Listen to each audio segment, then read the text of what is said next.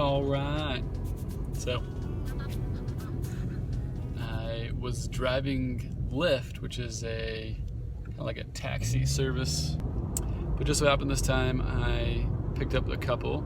They started a little charity where they were trying to get donations, socks for homeless people.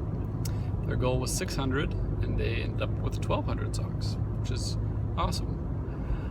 Now they've moved on to feminine hygiene products and some other things. The wife was talking to me a little bit while her husband was in the store in 7-Eleven getting a pack of cigarettes, and when her husband got back in the car, she said something, and then she dropped an F-bomb, and she immediately apologized to me and was like, "Oh, I'm sorry.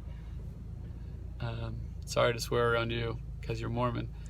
And I was like, "Am I? Why am I Mormon?" or something like that. And her husband's like, "Oh, you have short hair, you must be a Mormon." And he said, "Are you Mormon?" And I said, "Yeah, I'm Mormon." And he turns around and looks at the wife like, "How'd you know he's Mormon?" She's like, they just give off a certain vibe.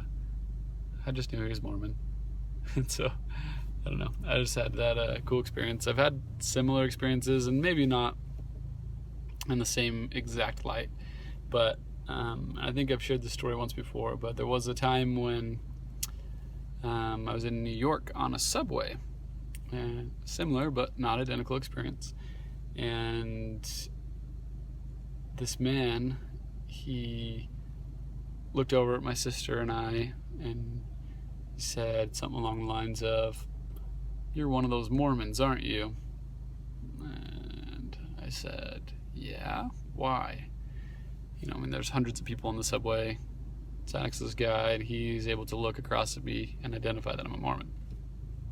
And he said, "I knew a Mormon once, and he had the same light in his eyes." And at the time, I just thought I was some crazy New York guy.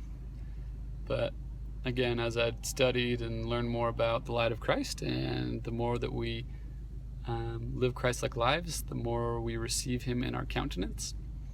And I have always taken that as a compliment, that someone can feel or see that you're Mormon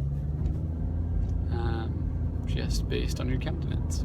So just remember, you won't love it unless you live it.